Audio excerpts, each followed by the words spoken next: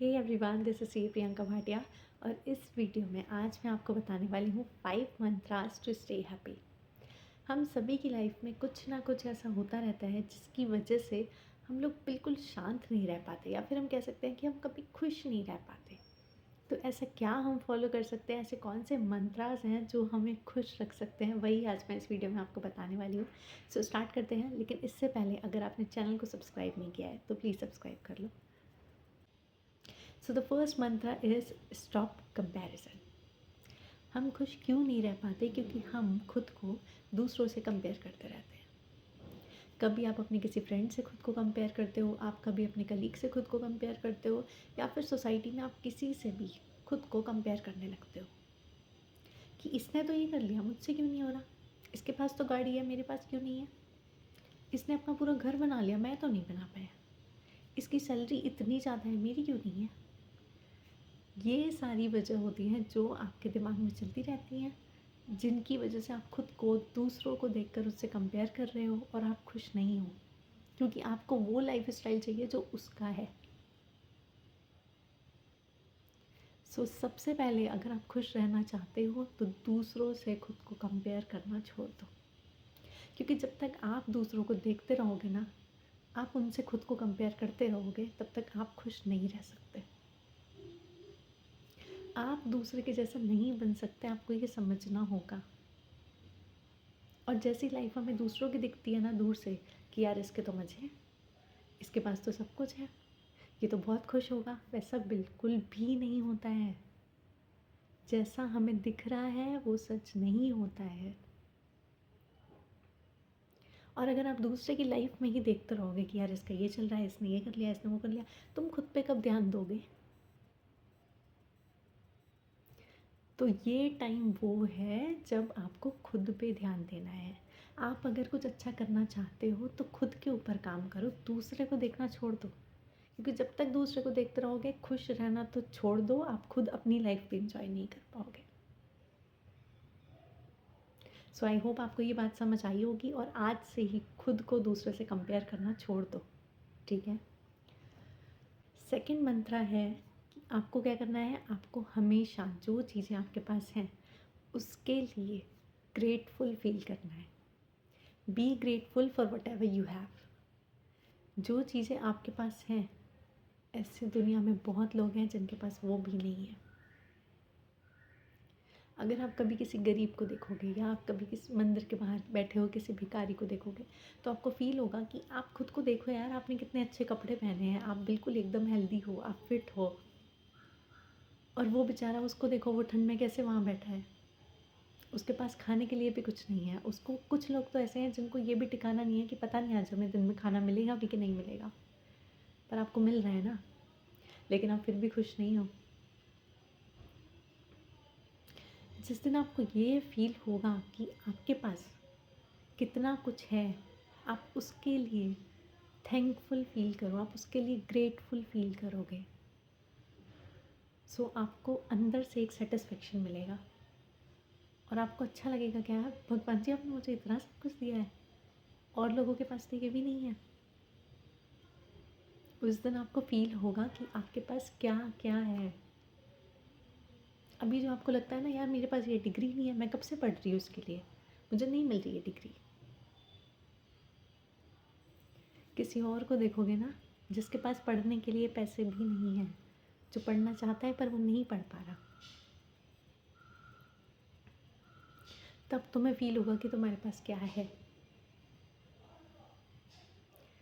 आज से ही जो चीज़ें आपके पास हैं उनके लिए ग्रेटफुल फील करो, उनके लिए थैंक यू बोलो। थर्ड मंत्र है trust the timing of God. ये सबसे ज़्यादा इम्पॉर्टेंट चीज़ है, क्योंकि हम इसे नहीं समझ पाते। हमें लगता है कि ये चीज़ हमें मिल क्यों नहीं रही है, पर वो आपको तभी मिलेगी जब उसका परफेक्ट टाइमिंग होगा। आपको क्या करना है, आपको बिलीव रखना है, आपको बिलीव रखना है कि आपके साथ जो भी हो रहा है वो बहुत अच्छा हो रहा है, और वो आपके अच्छे के लिए ही हो रहा है। अगर आप किसी चीज़ के लिए बहुत टाइम से मेहनत कर रहे हो पर वो आपको नहीं मिल रही, तो आपको ये याद रखना है कि वो आपको तभी मिलेगी जब उसका समय आएगा। समय से पहले आपको कुछ भी नहीं मिलने वाला है। कई बार हम समझ नहीं पाते कि ये हमारे साथ क्यों हो रहा है। कब से हम इसके लिए मेहनत कर रहे हैं पर ये हमें मिल क्यों नहीं रहा है। मैं आपको इसे एक एग्जांपल से समझाती हूँ। सपोज़ मैंने आपको 2 ऑप्शन दिए। पहला ऑप्शन ये है कि जिस चीज़ के लिए आप बहुत टाइम से मेहनत कर रहे हो, बहुत टाइम से आप लगे हो, सपोज़ आप किसी एग्ज़ाम के लिए मेहनत कर रहे हो, आपको 3-4 साल हो चुके हैं पर वो एग्ज़ाम आपका क्लियर नहीं हो रहा है, ठीक है? तो मैं आपको 2 ऑप्शन दे रही हूँ। पहला ऑप्शन तो ये है कि एक अटेम्प्ट में आपका ये एग्ज़ाम क्लियर हो जाएगा और आपको एक अच्छी सी जॉब मिल जाएगी, ऑर्डिनरी सी, जैसी आपको चाहिए वैसी मिल जाएगी, और फिर आपको पूरी लाइफ वही नौकरी करनी है। सैलरी आपको मिलती रहेगी और आप ये काम करो, आपको फर्स्ट अटेम्प्ट में क्लियर करने का मौका मिल रहा है, ठीक है? अब सेकंड ऑप्शन ये है, सेकंड ऑप्शन क्या है? सेकंड ऑप्शन ये है कि आप 4, 5, 6 कितने भी अटेम्प्ट दे दो, आप 6 अटेम्प्ट दे दो और इन 6 अटेम्प्ट में आप फेल होने वाले हो।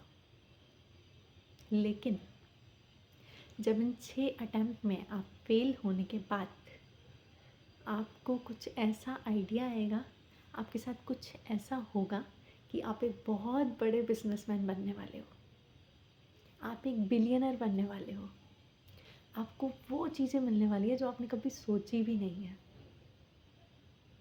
सो अब आपके पास ये 2 ऑप्शन है। पहला ऑप्शन, पहले अटैम्प्ट में क्लियर करो और पूरी लाइफ वो नौकरी करो। दूसरा ऑप्शन, 5-6 अटैम्प्ट में आपको फेल होना है, उसके बाद आपको एक ऐसा आइडिया आने वाला है जिसके बाद आप एक बहुत बड़े बिजनेसमैन बनने वाले हो।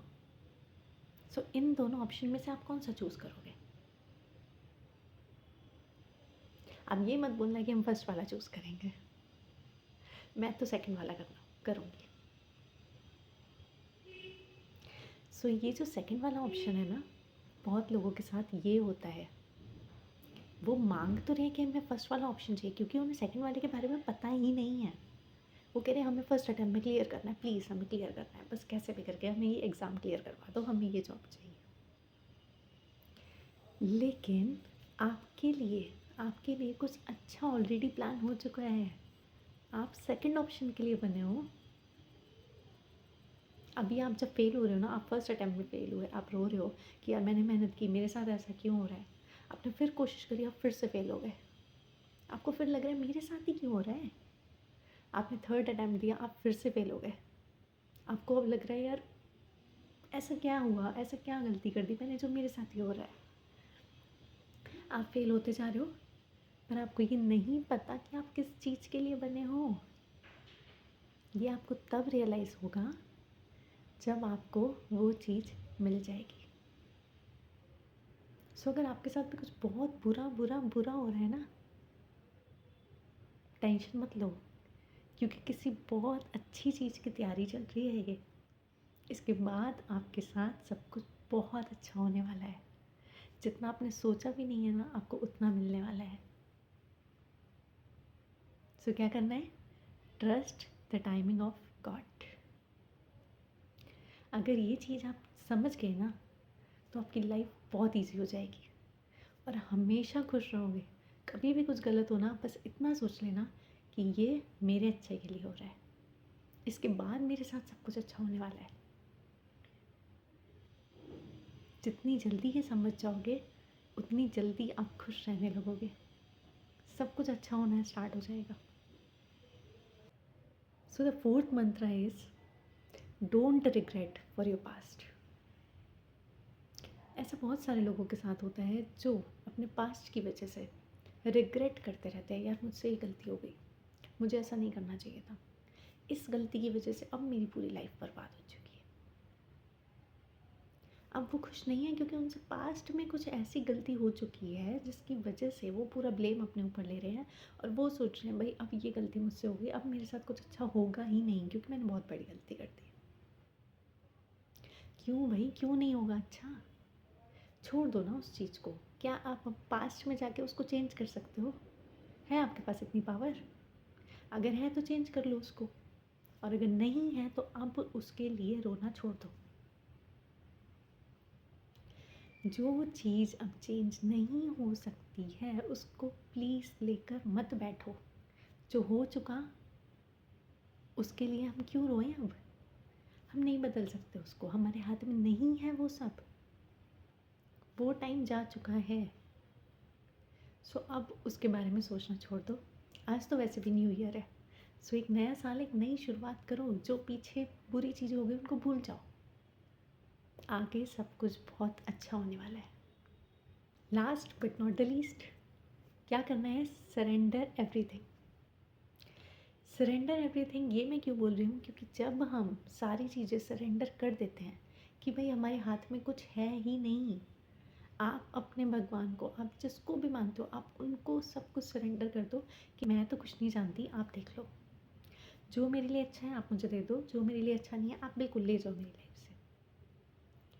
जिस दिन आपने सब कुछ सरेंडर कर दिया उस दिन आप ऑटोमेटिकली बिल्कुल खुश रहना स्टार्ट कर दोगे। क्योंकि हम तभी दुखी होते हैं जब हम खुद से बहुत ज़्यादा चीज़ें एक्सपेक्ट करने लगते हैं कि मुझे तो ये करना है, मुझे ये करना है, मेरे साथ ऐसा होना चाहिए, मुझे ये चीज़ चाहिए। तभी हमें दुख होता है जब वो चीज़ हमें नहीं मिल पाती। लेकिन अगर आप क्या करते हो, आप सब कुछ सरेंडर कर चुके हो, आपके हाथ में वो नहीं है, आपको मिलना होगा तो मिल जाएगा, नहीं मिला इट्स ओके, आप खुश रहना स्टार्ट कर देते हो। सो ये थे वो 5 मंत्रास जो शायद आपको थोड़ा सा खुश रख सकते हैं। अगर वीडियो अच्छी लगी हो तो लाइक कर देना। साथ ही साथ अगर कोई बात आपको समझ आई है और इसको अपनी लाइफ में इम्प्लीमेंट करने वाले हो तो कमेंट सेक्शन में ज़रूर बताना।